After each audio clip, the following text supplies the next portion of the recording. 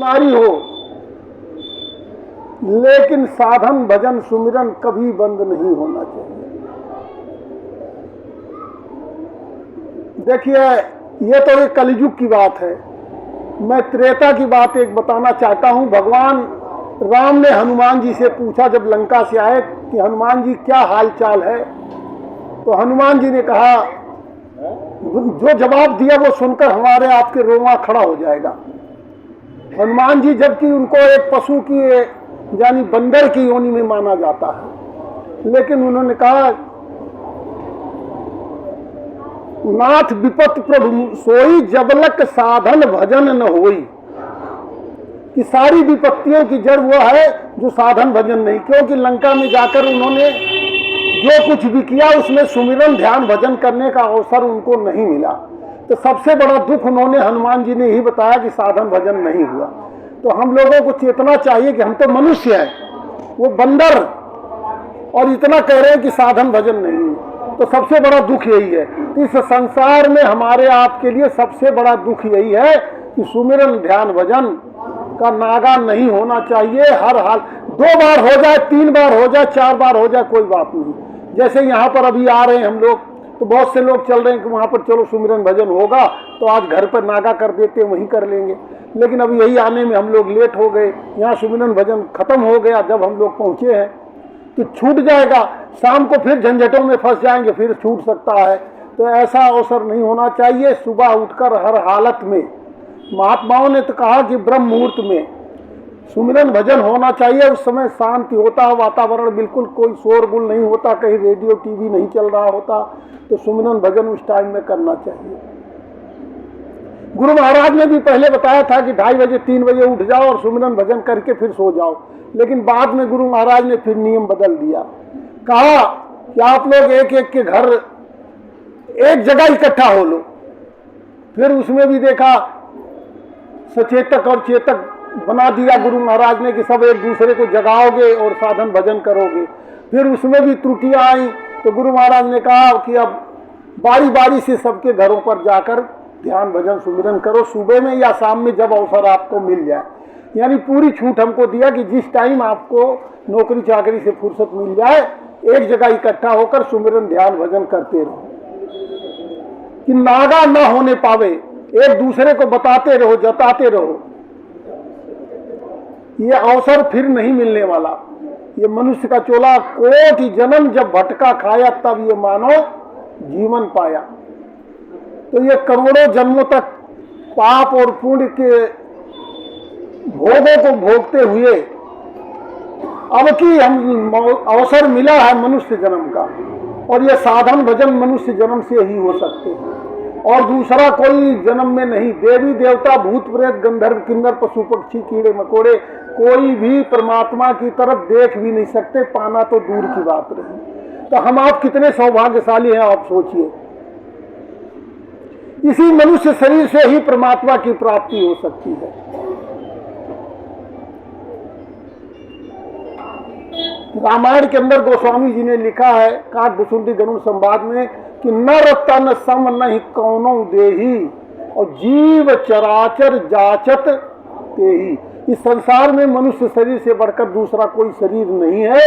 इसीलिए संसार के जितने भी जीव हैं, चाहे वो देवी देवता हो, भूत प्रेत या पशु पक्षी कीड़े मकोड़े हों, सभी यही चाहते हैं कि हमको मनुष्य का शरीर मिल जाए, क्योंकि इसी मनुष्य शरीर से परमात्मा की प्राप्ति हो सकती है और किसी से नहीं। आगे लिखा गोस्वामी जी ने, नरक स्वर्ग अपवर्ग नसेनी ज्ञान भक्ति शुभ देनी। ये नरक, अगर इससे इस शरीर से अपराध हो गया, इस मनुष्य शरीर से अपराध हो गया, तो निश्चित आपको नरक में जाना होगा। इसके विपरीत देवी देवता चाहे जितनी भी गलती करते रहे, उनको नरक में नहीं जाना होगा। पशु पक्षी चाहे जितनी गलती करते रहे, उनको नरक में नहीं जाना होगा। लेकिन मनुष्य शरीर को चेतन बनाया है, कहा कि अगर इससे गलती होगी तो चूक नहीं सकते, आपको नरक में निश्चित जाना पड़ेगा।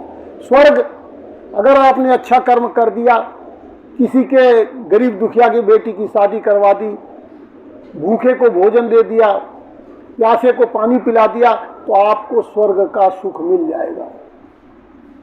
लेकिन गुरु महाराज कहते हैं कि स्वर्ग का सुख हमें नहीं चाहिए। तमाम संसार के जितने महात्मा आज बता रहे हैं सबको स्वर्ग का सुख दे रहे हैं, लेकिन एक ऐसे महात्मा इस धरती पर आए थे जो ये बता रहे हैं कि हमें स्वर्ग नहीं चाहिए। स्वर्ग में के लिए लिखा कि पुण्य छीड़े पुनः मृत्यु लोके, जितने दिन का आपका पुण्य है आपको स्वर्ग में रहोगे, लेकिन पुण्य छीड़ हो जाएगा, खत्म हो जाएगा तो आपको फिर मृत्यु लोक में आना पड़ेगा और फिर 84 लाख योनियों में पशु पक्षी कीड़े मकोड़े पेड़ पौधे में अपने कर्मानुसार जाना पड़ेगा। ये मनुष्य शरीर की फिर कोई गारंटी नहीं है, लेकिन अगर ऐसे संत महापुरुष आपको इस जीवन में मिल गए तो इस बात की गारंटी है कि अगला जन्म फिर आपको मनुष्य का ही मिलेगा। इतनी बड़ी गारंटी कोई महात्मा नहीं दिए। बाबा जय गुरुदेव जी महाराज यही कहा करते थे कि बच्चों कर लो, भजन कर लो, नहीं करोगे तो मैं करा ही लूंगा। इस जन्म में नहीं करोगे अगले जन्म में। आज हमको पैसा ज्यादा है, हम सारी दिन नोट संभालने में ही लगे रहते हैं, भजन की फुर्सत नहीं है, तो अगले जन्म में किसी मध्य परिवार में पैदा कर देंगे जहाँ पैसा होगा ही नहीं, केवल भजन का ही रास्ता होगा। माता पिता सत्संगी मिल जाएंगे, जैसा कि हमारे आपके घरों में नाती पोते हमारे आपको मिले हुए हैं, बेटा बेटी मिले हुए हैं कि आप मथुरा जाने की तैयारी कर रहे हो तो वो भी सोचते हैं चलो पापा के साथ दादा के साथ हम भी मथुरा हो जाए। जब मनुष्य शरीर से ही परमात्मा की प्राप्ति होगी। अगला चैप्टर है स्वर्ग नगर अपवर्ग नसेनी। अपवर्ग माने मुक्ति और मोक्ष। ये संसार के महात्मा तो इसी स्वर्ग को मुक्ति और मोक्ष समझते हैं। मुक्ति और मोक्ष का मतलब भाइयों बहनों है कि फिर हमें जन्म ना लेना पड़े, अपने घर चले जाएंगे तो वहां से फिर हमारा जन्म नहीं होगा।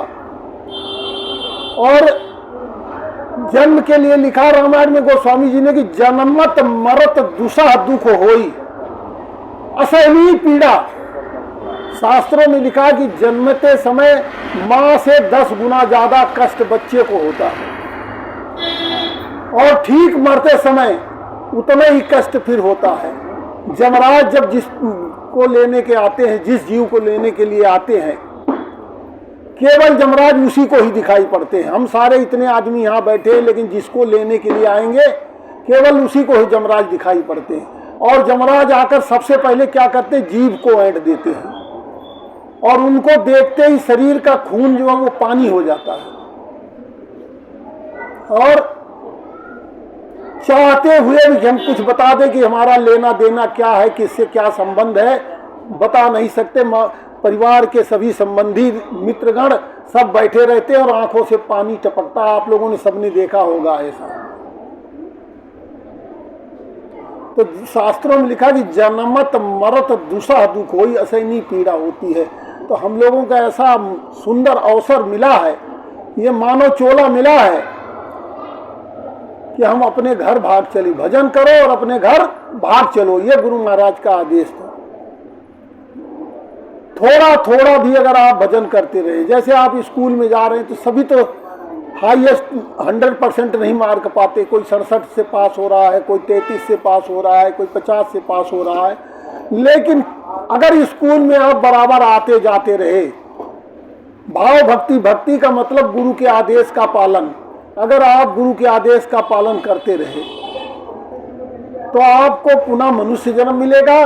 और ऐसा जन्म आया, गुरु महाराज ने कहा कि मैं भजन आपसे करा ही लूंगा।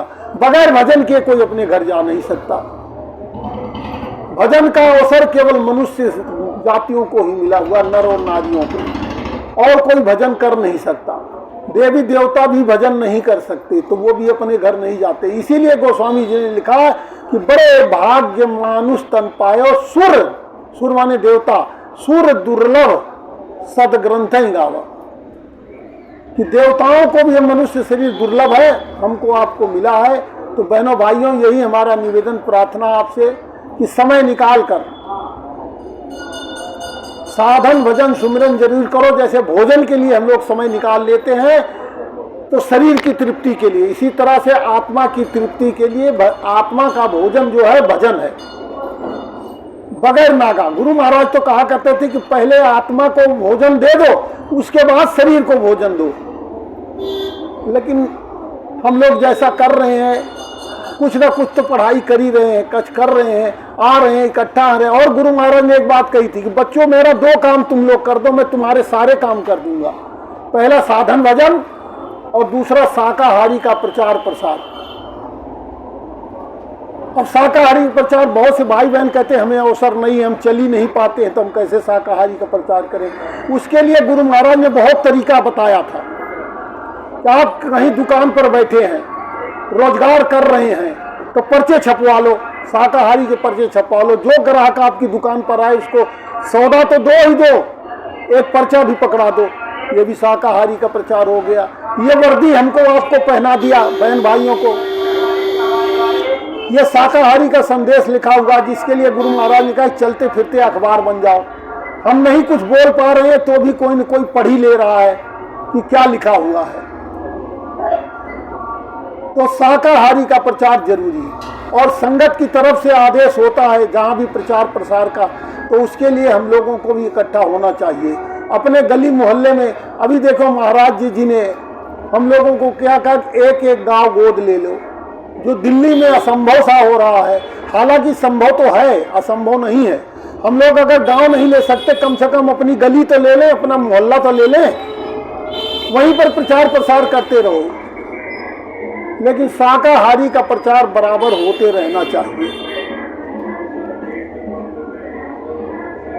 नहीं तो ये मनुष्य का चोला पाना व्यर्थ चला जाएगा, किसी अर्थ में नहीं आएगा और फिर मिलने की कोई गारंटी नहीं है। फिर कर्मानुसार हमारे वाचक लोग बताते हैं कि कर्मानुसार नंबर से एक एक सीढ़ी चढ़ते हुए 84 लाख योनि भुगतने के बाद ये मनुष्य का चोला मिलेगा। और हम इसको पा चुके हैं, तो यानी 84 लाख योनियां भुगतने के बाद अब नंबर आएगा। एक एक योनि में अनेकों अनेकों जातियां, सैकड़ों हजारों की संख्या में। जैसे पेड़ हो गए, कितनी तरह के पेड़ हैं धरती पर, कोई गिना नहीं जा सकता। पशु कितने तरह के हैं, कोई गिनती नहीं कर सकता। देवता 33 करोड़ देवी देवता हैं। अगर देवता भी हो गए आप तो भी ये मनुष्य शरीर नहीं मिलेगा, इसलिए अब की मिला है।